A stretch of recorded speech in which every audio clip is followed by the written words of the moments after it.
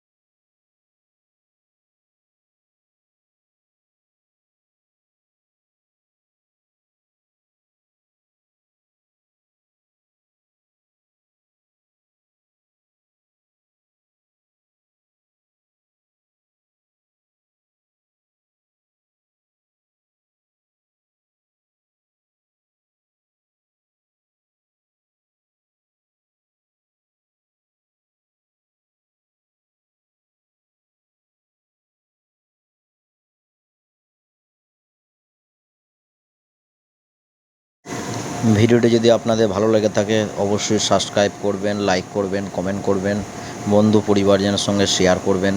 দেখা হচ্ছে আবার নতুন ভিডিও নিয়ে, নতুন রেসিপি।